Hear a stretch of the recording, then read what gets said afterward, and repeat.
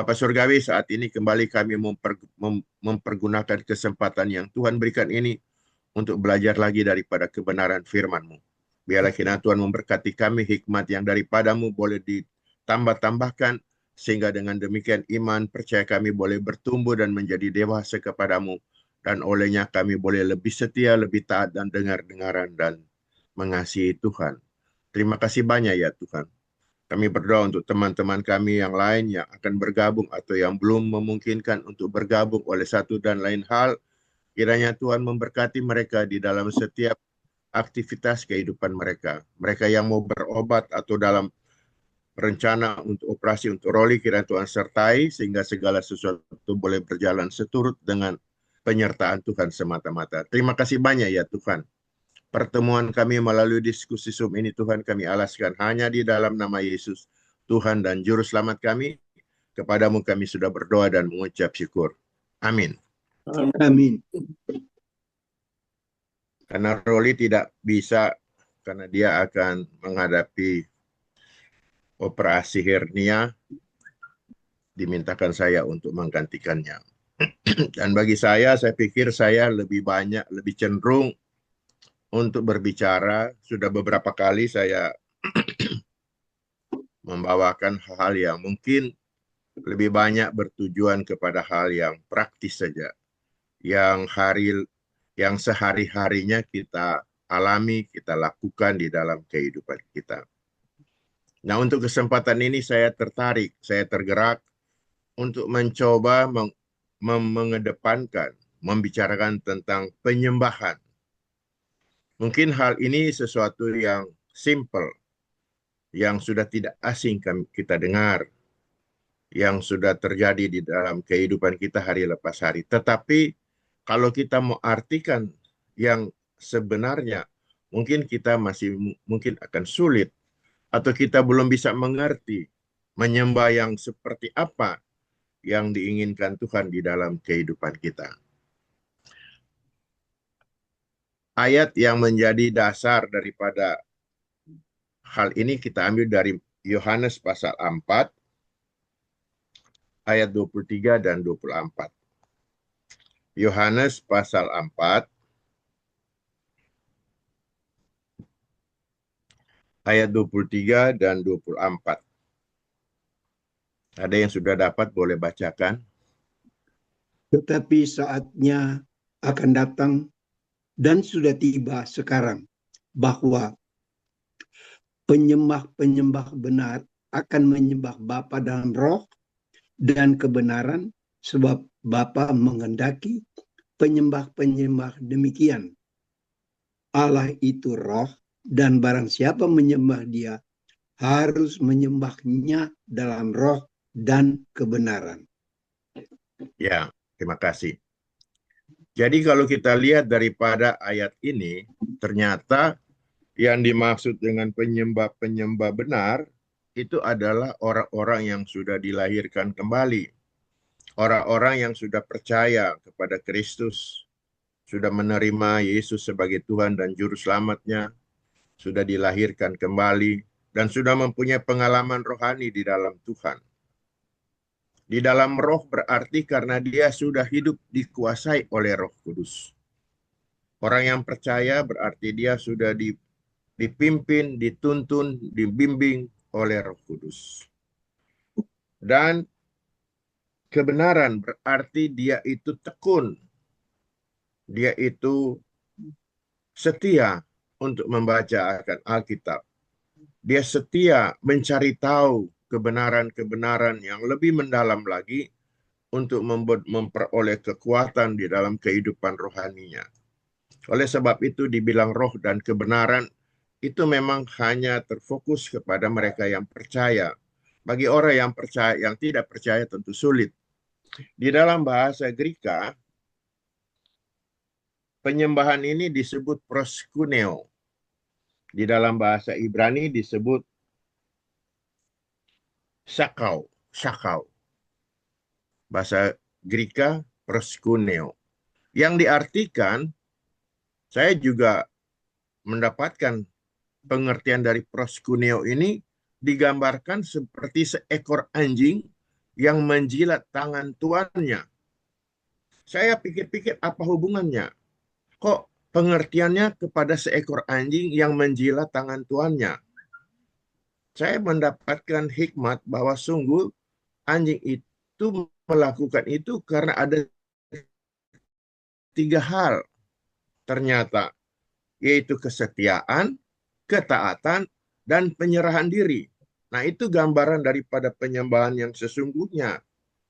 Karena sekarang gereja-gereja, kelompok-kelompok tertentu, seolah-olah memfokuskan penyembahan itu seperti apa yang mereka katakan, yaitu worship and praise, praise and worship. Apakah itu yang dimaksudkan dengan Yohanes 4 ayat 23-24? Ternyata tidak demikian. Tidak di dalam bentuk seremonial, tidak di dalam bentuk memperlihatkan kepada orang, karena penyembahan di sini lebih menjurus kepada masalah pribadi yang dilakukan di hadapan Allah. Penyembahan di sini ada menyangkut dalam soal sembahyang, ibadah, dan dengan penuh ketaatan, penuh kesetiaan, penuh penyerahan diri, sehingga dia mau hidupnya senantiasa hanya dituntun, dibimbing oleh pimpinan Tuhan melalui Roh Kudus semata-mata. Sehingga dengan demikian hidupnya akan senantiasa dilingkupi dengan sifat takut akan Tuhan. Senantiasa rindu untuk senantiasa mengetahui lebih banyak lagi akan kebenaran jalan yang Tuhan kehendaki di dalam kehidupannya. Di dalam menghadapi begitu banyak tantangan di dalam hidup ini, tetapi seperti Abraham, waktu dia diminta oleh Tuhan untuk mempersembahkan Ishak, dia pergi ke suatu tempat, dan di sana dia itu pergi di dalam terjemahan Alkitab dikatakan sembahyang.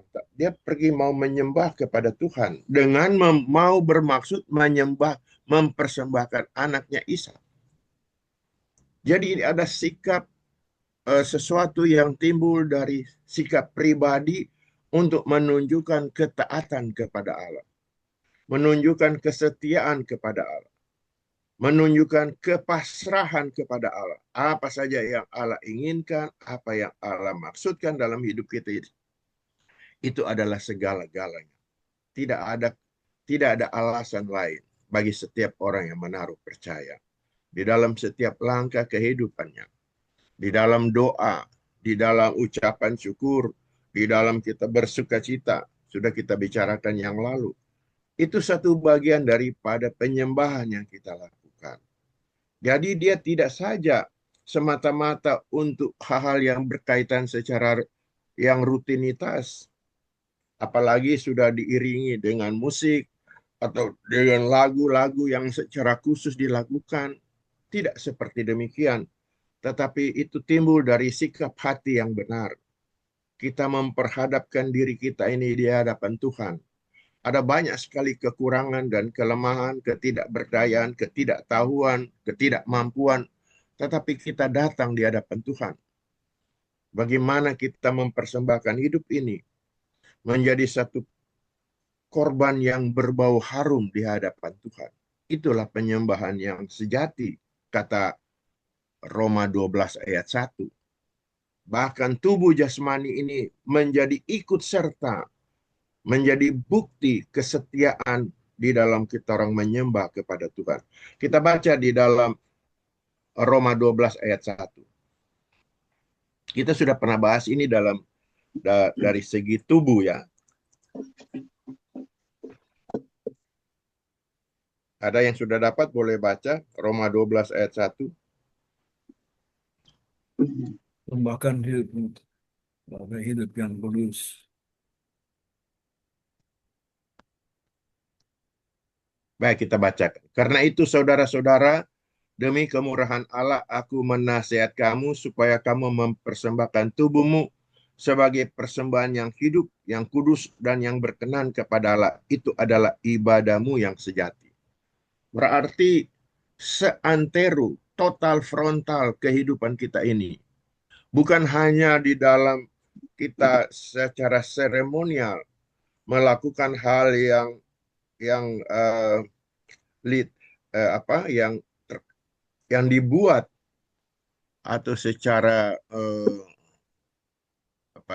ya seremonial ya, tetapi betul-betul lahir daripada kehidupan pribadi yang nampak, yang berperan, yang bahkan di dalam segenap lingkup kehidupan kita ini akan berpancar, akan terasa oleh orang lain yang ada di sekitar kita, di tengah keluarga, di tengah rumah tangga, di tengah pergaulan. Orang boleh merasakan bahwa kita orang itu adalah sungguh orang-orang yang mempersembahkan hidup ini untuk hormat dan kemuliaan bagi nama Tuhan. Itulah yang paling utama di dalam kehidupan kita ini. Alkitab tidak semena-mena mengarahkan bahwa tubuh ini harus menjadi persembahan, karena Alkitab inginkan bahwa seantero hidup kita ini menjadi gambaran Allah, gambaran Yesus Kristus yang berpancar daripada kehidupan kita ini. Itu hanya boleh terlihat kalau kita melakukan hal yang berkenan kepada Tuhan, di dalam hal kita setia, di dalam ketaatan, dan di dalam hal kita menyerahkan diri. Begitu penting hal ini. Kelihatan seperti begitu sepele atau sederhana, tetapi belum tentu kita dapat melakukannya dengan sempurna, kan? Belum tentu kita dapat mengetahui kehendak Allah dengan kehidupan kita ini, yang harus mempersembahkan segenap keberadaan dan keadaan hidup kita ini untuk menjadi bagian di dalam kita memuliakan akan Tuhan. Itu dia adalah sesuatu yang sangat penting, menjadi yang utama. Oleh sebab itu, hidup di dalam Kristus betul-betul harus memancarkan akan kebenaran Kristus di dalam hidup kita. Menjadi garam dan terang, itu harus nampak di dalam kehidupan kita, melalui penyembahan kita, di dalam kehidupan kita hari lepas hari. Kita lihat juga di dalam Mazmur 51 ayat 17.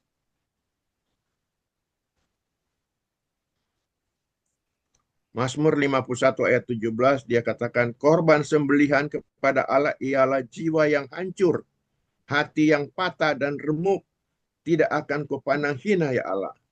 Itulah sesuatu yang menjadi kemuliaan bagi Tuhan, bahwa seolah-olah kita sudah juga menjadi bagian daripada seperti yang disembelih, seperti ada kehancuran yang dirasakan karena kita tidak berdaya, kita tidak mampu melakukan sesuatu.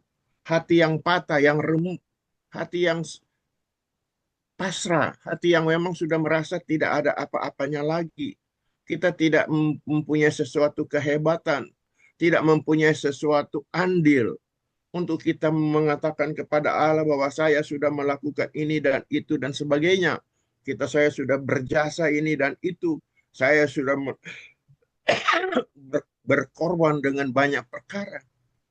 Tuhan tidak melihat hal-hal seperti itu. Tapi Tuhan melihat kepada hati yang penuh penyerahan. Hati yang hancur, hati yang remuk atau patah. Itu pertanda bahwa hati yang mau menyerahkan diri seantero-anteronya kepada Tuhan. Menyerahkan segala perkara di tangan-tangan Tuhan. Yang memohon tuntunan, memohon bimbingan, pimpinan Tuhan di dalam kehidupan kita hari lepas hari. Dan itu nanti kita akan merasakan di dalam tugas-tugas pelayanan kita, di dalam tugas-tugas pekerjaan kita. Itu akan senantiasa membekas di dalam kehidupan kita. Saya suka katakan juga bahwa ketaatan kepada Allah itu harus terlihat daripada ketaatan kepada manusia. Di dalam kita memiliki lembaga pelayanan, gereja, dan organisasi sebagainya, kita tentu perlu ada ketaatan kepada atasan. Kalau kita bekerja di dalam perusahaan, tentu itu ada ketaatan kepada atasan. Bahkan ketaatan kepada atasan itu seperti tanpa ada alasan yang lain. Memang harus melakukannya itu dengan penuh penyerahan diri, penuh dengan membuktikan diri, melakukan sesuatu kehendak apa yang diinginkannya. Itulah bagian di dalam kehidupan kita ini sebagai orang yang percaya. Kita barangkali sulit untuk mengatakan bagaimana ini refleksinya di dalam kehidupan kita sehari-hari. Bagaimana kita melakukannya terhadap anak-anak, bagaimana kita menghadapi terhadap istri, terhadap suami. Ada banyak hal di sana, tantangan, rintangan, dan halangan. Tetapi kalau kita mau melihat kepada tuntunan Tuhan, ya akan senantiasa memberikan kita kesempurnaan, ya, keteladanan yang luar biasa di dalam ketaatan. Maka kita akan melihat bagaimana pertolongan Tuhan yang berlaku di dalam kehidupan kita ini. Kita tidak akan merasa sia-sia. Kita akan menjadi contoh, menjadi teladan, bukan untuk sesuatu yang dengan maksud menyombongkan diri, tetapi itu memang lahir dari hidup kita yang penuh dengan penyerahan, penuh dengan penyembahan kepada Tuhan. Tidak dengan dibuat-buat, tidak supaya orang lihat menjadi satu demonstrasi, tetapi memang lahir secara tulus dari kehidupan kita ini. Itulah sebabnya percaya kepada Tuhan, menyerahkan diri kita kepada Tuhan adalah tuntutan ketulusan yang lahir daripada kehidupan setiap orang yang percaya. Tidak ada alasan yang lain selain berserah hanya di dalam pimpinan dan tuntunan Tuhan. Di dalam hati yang tulus, di dalam hati yang menaruh hormat, di dalam hati yang penuh dengan tanggung jawab untuk melakukan segala sesuatunya sebagai peranan, sebagai orang yang percaya. Di dalam kita boleh menjadi saksi bagi orang lain, menjadi saluran berkat bagi orang lain, menjadi kepanjangan Tuhan untuk melayani orang lain, akan terlihat di dalam kehidupan kita. Apakah hanya karena ada hal-hal tertentu saja? Tentu saja tidak. Di dalam setiap langkah kehidupan kita, ya, kita tidak akan membeda-bedakan melayani orang susahkah, melayani orang kayakah, melayani orang biasa-biasakah, melayani orang pejabat, penguasa, dan pengusahakah. Tidak ada membedakannya.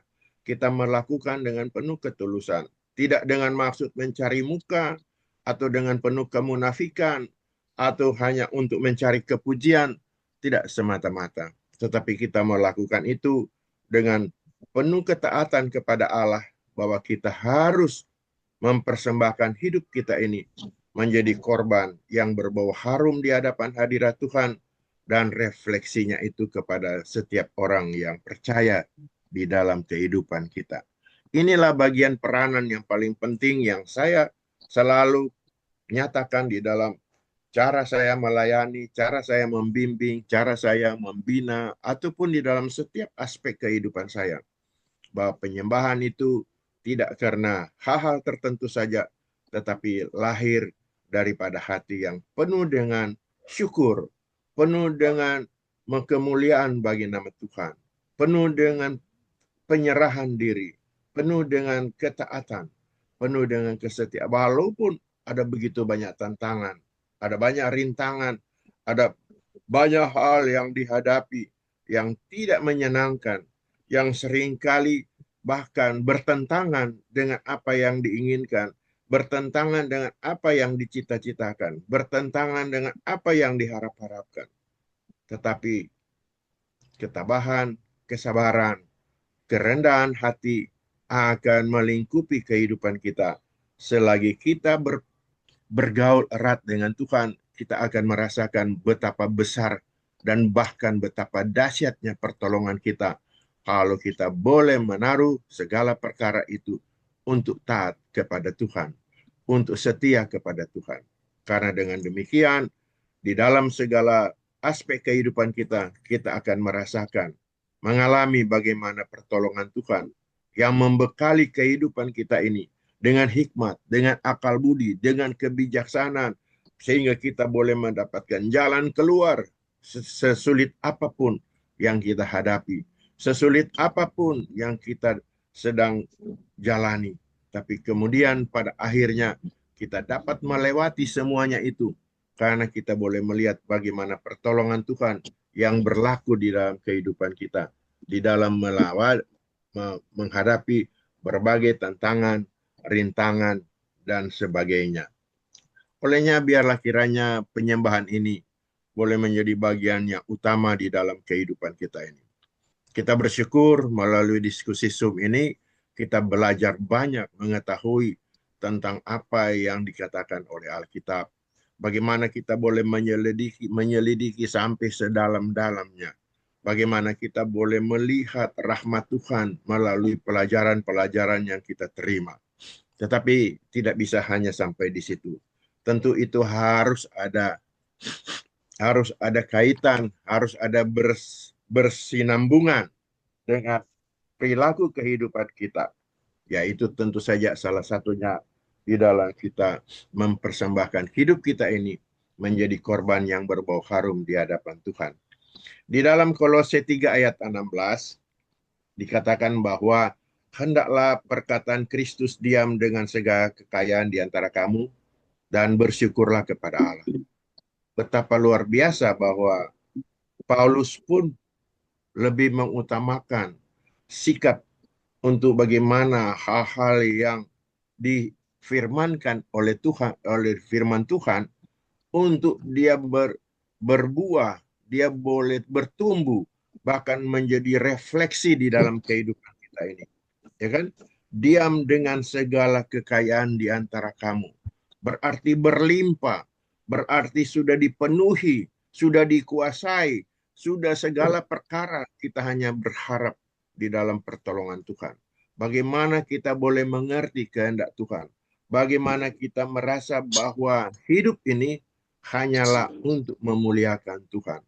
Hidup ini penuh dengan segala kekayaan untuk bagaimana kita menjadi saluran berkat bagi orang lain. Bukan berarti karena dengan demikian kita harus terlibat dengan hal yang materi, sedangkan keberadaan kita mungkin tidak mencukupi atau tidak dalam keadaan kemampuan yang seperti itu.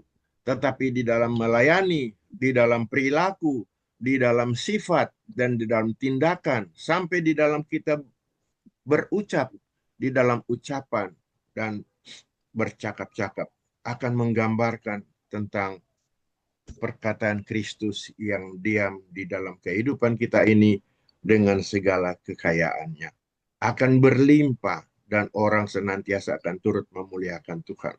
Tidak mungkin orang akan memuliakan Tuhan bila mana melihat kehidupan kita yang tidak yang mudah tersinggung, pemarah, kemudian menganggap enteng orang lain, melakukan perkara-perkara yang tidak menyenangkan. Tentu tidak akan mungkin kita menjadi saluran berkat yang seperti itu. Tetapi kita juga tidak bisa melakukan hal yang selalu menginginkan keinginan orang, melakukan hal apa yang dikehendaki orang. Kita tentu ada istilahnya, kita boleh terbuka, tapi kita tidak boleh telanjang. Kita boleh melakukan sesuatu tetapi dengan sikap yang tegas. Sikap yang dimana nama Tuhan dipuji, itu ada satu ketegasan di dalamnya. Tidak menjadi juga seperti yang selalu hanya menginginkan apa yang diinginkan orang lain untuk kita lakukan. Tapi kita harus punya pendirian, punya sikap, dan di dalamnya kita juga melakukan hal sesuatu dengan kehendak Tuhan semata-mata. Kiranya apa yang sudah menjadi materi kita pada hari ini boleh memberikan kita lagi pengetahuan, memberikan kita menjadi berkat, dan barangkali sebentar kita akan eksplor lagi yang lebih dalam. Sementara sampai di sini dulu, barangkali kita akan mendengarkan pengalaman-pengalaman, kesaksian atau komen daripada apa yang kita sudah bicara. Silakan.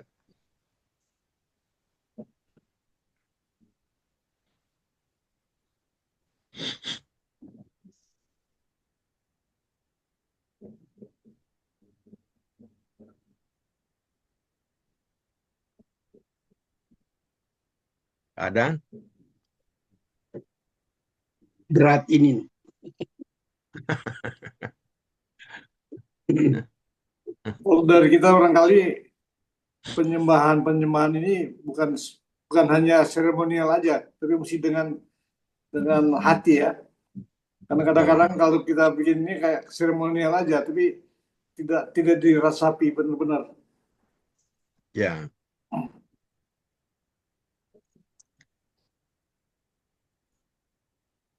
Banyak barangkali ya kalau di gereja yang misalnya perjamuan kudus, jadi cuma ikut aja, tapi kita nggak tahu begitu luar biasa aja, nggak ada perubahan, nggak ada. Padahal kan kalau perjamuan kudus kan mengingatkan kita kepada ya, Tuhan Yesus. Ya, kira-kira begitulah. Mereka ya memang singkat-singkat.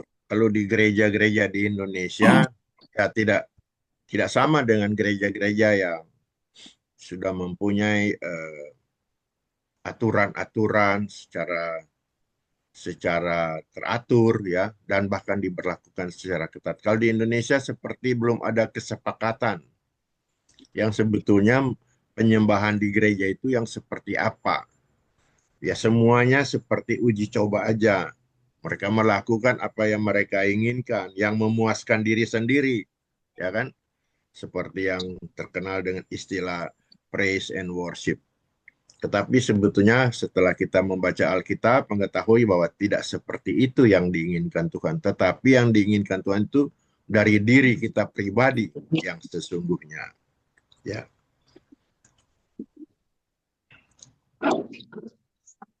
karena kita menyembah itu kan fokusnya kepada Tuhan. Ya, bukan kepada diri kita sendiri. Kita mau utamakan Tuhan yang kita puji, kita muliakan. Bukan dengan mengulang-ulang lagu atau dengan ungkapan-ungkapan yang seringkali ya sudah dibuat-buat lah ya. Jadi tidak seperti itu ya. Yang sebetulnya yang harus nampak itu di dalam kehidupan pribadi. Makanya dibilang dilakukan dalam roh dan kebenaran, yaitu berarti kita orang-orang yang sudah dilahirkan kembali, kita sudah dipimpin oleh roh, dan kita rindu sekali untuk hidup di dalam kebenaran melalui pemahaman akan kebenaran firman Tuhan dengan benar. Karena begitu banyak juga firman Tuhan itu yang dipakai hanya untuk memuaskan sekelompok orang atau maksud-maksud tertentu. Ya, Niki, silakan. Belum ada. Belum ada. Sebab ini bukan betul-betul mendalam sekali kok ini. Ya, Ya, enggak, bukan sekedar kata dan perbuatan, tapi apa? ya. Memang kelihatan simple aja kan, tetapi dalam eh, faktanya tidak seperti itu. Ya, tidak untuk semacam seremonial saja. Artinya kalau kita sudah pergi ke gereja ya sudah kita sudah adakan penyembahan itu kepada Tuhan. Tidak juga seperti itu. Perlu kita dalam persekutuan, perlu penyembahan itu kita untuk tidak juga untuk kita juga tidak menghindari daripada persekutuan, ya. Ibrani 10 itu 25 bahwa jangan kita menjauhkan diri daripada pertemuan-pertemuan ibadah kita. Jadi itu juga perlu, tetapi tidak semata-mata sudah seperti itulah sehingga sesudah pulang gereja ya sudahlah, hidup pun menjadi liar, hidup pun sudah tidak peduli, tidak lagi yang ya seperti kata Bernard, kalau ada perjamuan kudus kan dibilang lakukan ini sebagai satu peringatan untuk mengingatkan aku yang telah berkorban, ya kan, telah mati bagimu. Tapi sesudah itu, ya sudah lewat, sudah tidak ada arti apa-apa lagi. Padahal segala sesuatu itu harus di dalam sepanjang kehidupan kita. Mulai saat kita bangun pagi sampai kita tidur malam, itu akan senantiasa refleksi penyembahan itu hadir di dalam kehidupan kita. Ya, mungkin kita dalam keadaan ada kegiatan apapun, aktivitas apapun, tetapi itu menjadi satu bagian daripada penyembahan kita kepada Tuhan. Menjadikan itu satu ucapan syukur bahwa Tuhan boleh mengizinkan kita melakukan hal yang berkenan kepada Tuhan. Itu akan tergambar di dalam setiap langkah kehidupan kita. Kan? Tidak menjadi milik kita sendiri satu-satunya, tidak. Tapi betul-betul kita kembalikan itu untuk menjadi satu ucapan syukur, dan inilah penyembahan kami kepadamu ya Tuhan. Bukan karena saya sudah mempersembahkan uang yang banyak, saya sudah mempersembahkan segala perkara. Apa artinya segala perkara itu? Tidak ada arti apa-apa bagi Tuhan. Karena arti bagi Tuhan itu diri kita sendiri.